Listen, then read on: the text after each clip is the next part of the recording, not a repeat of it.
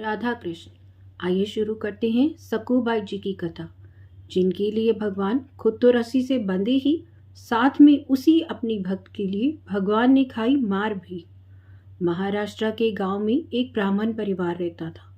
उनके घर में केवल 4 ही लोग थे। वह ब्राह्मण, उनकी पत्नी, उनका पुत्र और उनकी पुत्रवधू।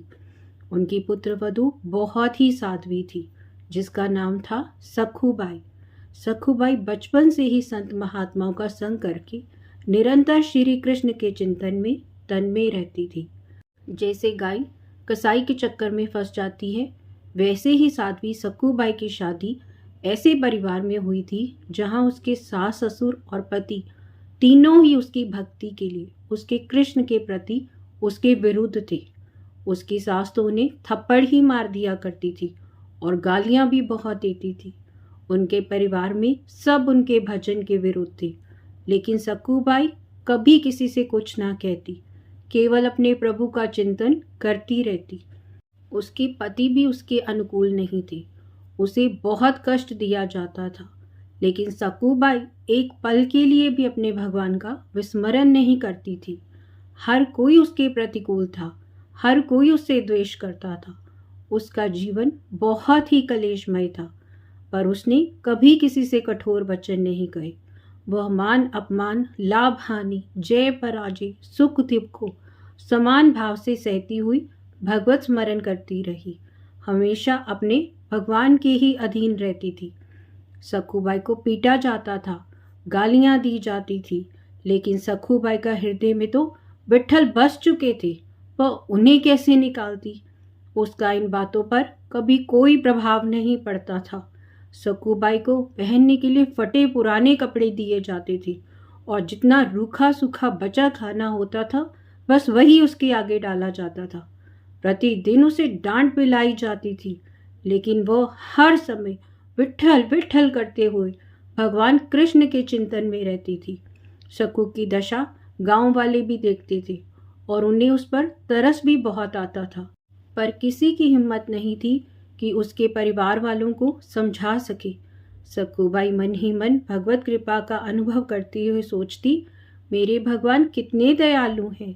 यदि मेरे पति, सास ससुर मुझे प्यार करते तो मैं तो उनके प्यार में पड़ जाती, फिर मेरी ठाकुर जी का चिंतन कैसे करती।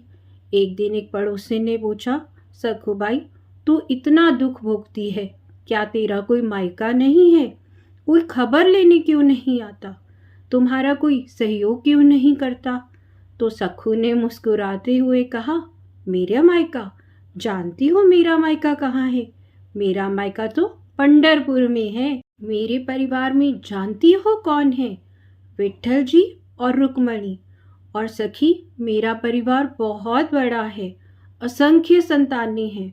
मुझे लगता है वो असंख्य संतानों की व्यवस्था में मेरे ठाकुर जी मुझे भूल गए हैं, मुझ गरीब की खोज लेना भूल गए हैं, वरना वो आते नहीं, वो मुझ पर कृपा नहीं करते। पंढरपुर महाराष्ट्र का एक प्रसिद्ध धाम है। यहाँ एकादशी पर बहुत बड़ा मेला लगता है और जहाँ विट्ठल भगवान के दर्शन करने को लाखों श्रद्धालु जाते हैं। नृत्य करते हैं, रात भर संगीत होता है, भगवान की जय जयकार बुलाई जाती है और बहुत उत्साहपूर्वक ये यात्रा की जाती है। एक दिन जब यात्रा का दिन आया तो भक्तों की मंडलियां कीर्तन करते हुए, नाचते गाते हुए अपना दल बनाकर सखूबाई के घर के आगे से निकल रही थी। भक्तों को पंढरपुर जाता देखकर सखू के हृदय का बांध टूट गया। विचार किया, क्या करूं? मेरे प्रियतम का ऐसा बड़ा उत्सव हो रहा है, यदि सास से पूछूंगी तो पिटाई होगी। उन्होंने सोचा, सास ससुर पति में से तो कोई मुझे जाने नहीं देगा। उन्होंने घड़ा लिया और कृष्णा नदी पर जल भरने के बहाने घर से निकली। प्रेमी भक्तों के संकीर्तन दल को देखकर सखूबाई का हृदय प्रेम से उमड़ आया। पंढरपुर जाने की प्रबल इच्छा थी। उन्होंने घड़ा वहीं रखा और भक्तों की मंडली में चली गई। उन्हें जाते हुए एक पड़ोसन ने देख लिया और दौड़कर उनकी सास के पास गई और कहा, तुम्हारी बहू संतों की मंडली के साथ भाग गई है। अब सास पति बड़े बड़े डंडे लेकर सखूबाई को रोकने के लिए दौड़े। उन्होंने देखा सखूबाई अपने प्रीतम के दर्शन की विशेष इच्छुक बनकर वहां पर नाच गान कर रही है और भक्तों के बीच में भगवत प्रेम में उन्मत्त हो रही है। उसकी सास ने उसके बाल पकड़े, पति ने उसे घसीटा और जोर जोर से डंडे मारना शुरू कर दिया। घर लाकर तीनों ने उसकी बहुत पिटाई की। उसकी सास ने कहा, ये मामूली मार से नहीं मानेगी, इसे तो रोज पीटना पड़ेगा। इसे इतना पीटो कि इसकी टांगे टूट जाए, फिर देखते हैं ये यात्रा के लिए कैसे जाती है। अभी तो यात्रा को 2 सप्ताह हैं, पता नहीं कब कब घर से भागती रहेगी। इसको जकड़ो और रस्सी से बांध दो। 2 सप्ताह तक ना तो इसको रोटी देना और ना ही इसको पीने को पानी। सखूबाई के पति ने ऐसा ही किया और उसके ससुर ने मिलकर उसके साथ उसको बांध दिया और भोजन देना बंद कर दिया। उसके हृदय में ये दुख नहीं था कि उसे बांध दिया गया है या उसे मारा गया है। उसके हृदय में तो बस एक ही पीड़ा थी, हे श्री कृष्ण, आपके भक्तों के बीच में मुझे कितना सुख मिल रहा था। पहली बार जीवन में भक्त मंडली के साथ मुझे नाचने का मौका मिला था। मैं तो आपके दर्शनों के लिए आ रही थी। मेरी सामर्थ्य नहीं है कि मैं इस नरक से निकल सकूं। हे करुणा निधान, क्या ऐसा नहीं हो सकता कि इस जन्म में मुझे आपके दर्शन हो जाए? क्या ऐसा कोई उपाय नहीं है कि मैं आपके दर्शन कर सकूं? मेरी सामर्थ्य नहीं है, मैं दीन हूँ, मैं अधम हूँ।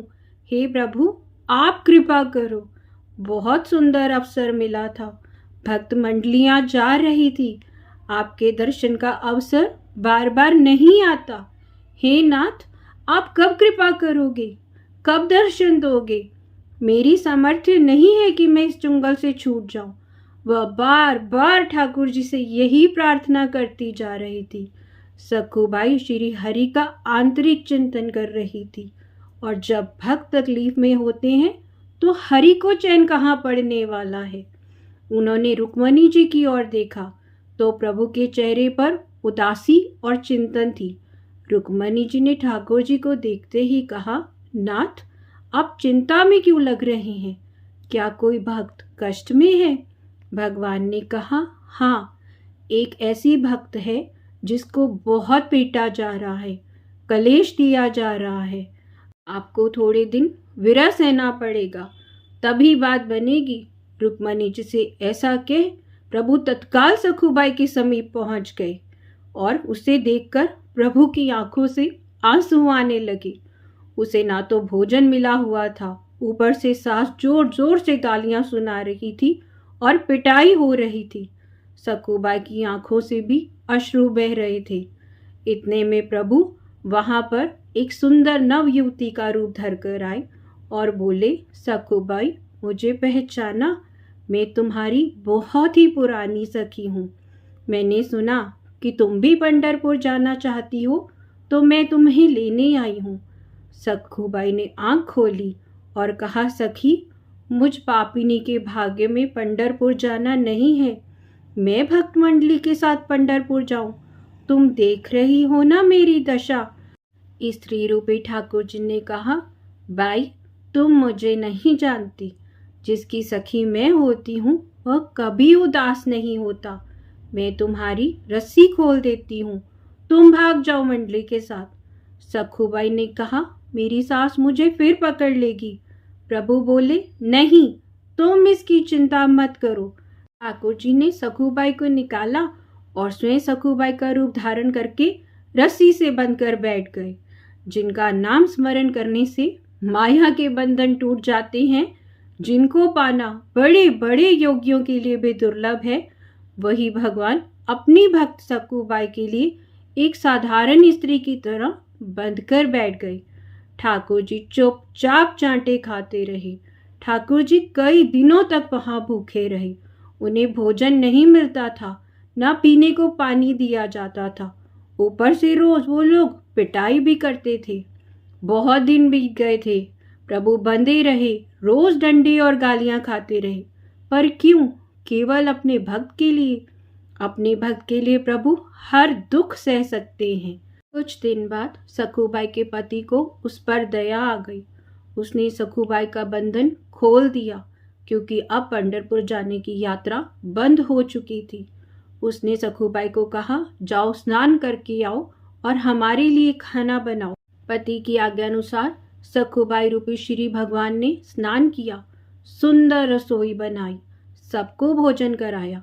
भोजन पाने के बाद तीनों के हृदय में सखूबाई के प्रति प्यार उमड़ पड़ा। सखू रूपी भगवान ने अपनी सेवा और सुंदर व्यवहार से पति, सास और ससुर तीनों के स्वभाव को बदल दिया था। अब तीनों सखूबाई स्वरूप श्री भगवान को बहुत ही प्यार करने लगे थे। उधर सखूबाई पंढरपुर में पहुंचकर नाम संकीर्तन करते हुए नाच रही थी। प्रभु के प्रेम में तो वो ये भूल ही गई थी कि मेरी जगह मेरी सखी वहां बंधी हुई है। आनंद के विभोर में सखूबाई ने चंद्रभागा नदी में स्नान करके मंदिर में प्रवेश किया। वह मंदिर में जाकर श्री हरि के दर्शन में डूब गई। सखूबाई का प्रभु में ऐसा मन लगा कि उन्होंने प्रभु के सामने ही प्रतिज्ञा कर ली कि अब जब तक शरीर में प्राण रहेंगे मैं पंढरपुर की सीमा से बाहर नहीं जाऊंगी। सखूबाई पांडुरंग के ध्यान में संलग्न हो गई थी। सखूबाई के सामने वह स्वरूप प्रकट हुआ कि सखूबाई विहल हो उठी। भगवान के सौंदर्य और दर्शन में इतना मुग्ध हो गई कि उसके प्राण छूट गए। एक ब्राह्मण उस मंडली में आया था। उसने सखूबाई की लाश को देखा। उसने साथियों को बुलाया और सबने मिलकर सखूबाई के शरीर का अंत्येष्टि संस्कार किया। इधर रुक्मणी जी ने विचार किया, ठाकुर जी कहकर गए थे कि थोड़े दिन में ही वापस लौट आऊंगा, फिर आए क्यों नहीं। फिर ध्यान देकर देखा, जिसके लिए गए थे उसने तो शरीर ही छोड़ दिया है और उसका तो अंतिम संस्कार भी हो गया है। अब प्रभु तो बहू बनकर वहीं रह जाएंगे। अब रुक्मणी जी को बहुत चिंता हुई। रुक्मणी जी शमशान में पहुंची। उन्होंने सखूबाई की राख हड्डी को एकत्रित किया और उसे प्रेम की दृष्टि से देखा और देखते ही देखते सखूबाई पुनः जीवित हो गई। सखूबाई को तो ऐसा लगा जैसे वह किसी गाढ़ी निद्रा से जागी है। रात को स्वप्न में रुक्मणी जी ने सखूबाई से कहा, देखो पुत्री, तुम्हारा प्रण पूरा हुआ। तुमने कहा था जब तक इस शरीर में प्राण रहेंगे मैं पंढरपुर से बाहर नहीं जाऊंगी। वह शरीर तो तुम्हारा जल चुका है। अब तुम लौट जाओ। मेरे प्रीतम तुम्हारे रूप में तुम्हारे घर में है। आदेश पाकर सखूबाई आनंदित होकर 2 दिन के बाद यात्रियों के साथ वापस अपने घर को लौट गई। सकू को आता देख सखो वेशधारी भगवान पंढरीनाथ वहां जो बहु रूप में रह रहे थे, सोचा अगर ये यहाँ आ गई ना तो यहाँ तो सब गड़बड़ हो जाएगा। ठाकुर जी ने तत्काल अपनी सास से कहा कि मैं पानी लेने जा रही हूँ। उन्होंने घड़ा लिया और घाट पर आ गई और अपनी पूर्व परिचित सखी को कहा, हे सखी, तुम पंढरपुर दर्शन कर आई। सखूबाई ने जैसे ही अपनी सखी को देखा उन्हें सब कुछ याद आ गया। उसने कहा, हाँ, मुझे पंढरपुर में ठाकुर जी के दर्शन हुए थे। मैंने उनके चरण पकड़ लिए थे। बहन, तुम्हें मेरे लिए बहुत कष्ट भोगना पड़ा होगा। ठाकुर जी ने कहा, तुम चिंता मत करो, तुम सखी हो गई हो ना, तुम्हें अब किसी बात की चिंता करने की आवश्यकता नहीं है। ठाकुर जी ने कहा, मुझे कोई कष्ट नहीं हुआ है। यदि तुम्हें सुख मिला तो मेरा तो हर कष्टमय सुखमय हो गया है। तुम ये घड़ा लो, इसे जल से भरो और घर जाओ। सखूबाई घड़ा भरकर घर को गई और ठाकुर जी अंतर ध्यान हो गए। सखूबाई घड़ा उठाकर घर पहुंची और स्वाभाविक अपने काम में लग गई। सखूबाई को सास ससुर और पति के बदले हुए स्वभाव को देखकर बहुत आश्चर्य हो रहा था। इतना प्यार मिल रहा है। दूसरे दिन वह ब्राह्मण जिसने पंढरपुर में सखूबाई का संस्कार किया था, वह उनके घर आया और आकर कहा कि मैं आपको खबर देने आया हूँ, आपकी बहू जो पंढरपुर दर्शन करने गई थी उसके वहीं प्राण निकल गए थे और हमने वहीं उसका अंतिम संस्कार कर दिया है। परिवार वालों ने कहा, हमारी बहू तो घर के अंदर है। आवाज लगाई। सखूबाई सामने आई। उस ब्राह्मण के तो होश उड़ गए, पर वो माना नहीं। उसने कहा, केवल मैंने नहीं, मेरे साथ 3-4 और लोगों ने सखूबाई का संस्कार किया था। उसने सबको बुलाया। तो सखूबाई के घर वाले परेशान हो गए। फिर उन्होंने सखूबाई को बुलाकर पूछा कि हमने तो तुम्हें यहाँ बांध रखा था, लेकिन ये कहते हैं कि तुम पंढरपुर गई थी और वहाँ मर गई थी। कैसी बात है ये? सखूबाई ने कहा, ये बिल्कुल सत्य कह रहे हैं। जिस समय आपने मुझे बांध रखा था, उस समय एक नवयुवती स्त्री आई थी। उसने मेरी सहायता की थी। उसने मुझे खोल दिया और यहाँ खुद बंद कर बैठ गई थी। मैं तो भक्तों के साथ पंढरपुर गई थी और यहाँ वह रह रही थी। उसने मुझे वहाँ भेज दिया और यहाँ पर खुद वह प्रतिकूल व्यवहार सहती रही। मैं पंढरपुर गई थी और वहाँ एक दिन मुझे बेहोशी भी आ गई थी। फिर मुझे मालूम हुआ कि मैं मर गई थी और मेरे शरीर को जलाया गया था, पर रुक्मणी जी ने मुझे पुनः जिंदा कर दिया और मुझे वापस आपके घर भेज दिया। मैं जब नदी के पास आई तो मेरी वह सखी मुझसे मिलने आई थी। उसने मुझे घड़ा दिया और स्वयं चली गई। आप लोग जानते हैं मेरी वो सखी को? सास और पति ने कहा, हमें तो नहीं पता। सखूबाई ने कहा, जब वो चली गई तो मुझे ध्यान आया कि वो कोई और नहीं थी, वो तो मेरे पांडुरंग विट्ठल ही थे। आप लोगों का बहुत सौभाग्य है जो आपको मेरे ठाकुर जी के दर्शन हुए थे। ये सुनते ही सखूबाई के सास ससुर और पति सखूबाई के चरणों में गिर पड़े। उन्होंने कहा, हमने तुम्हें नहीं पहचाना।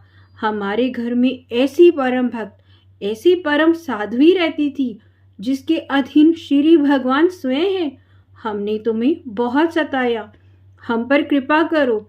संत सखूबाई ने सास और पति को भक्ति का उपदेश दिया।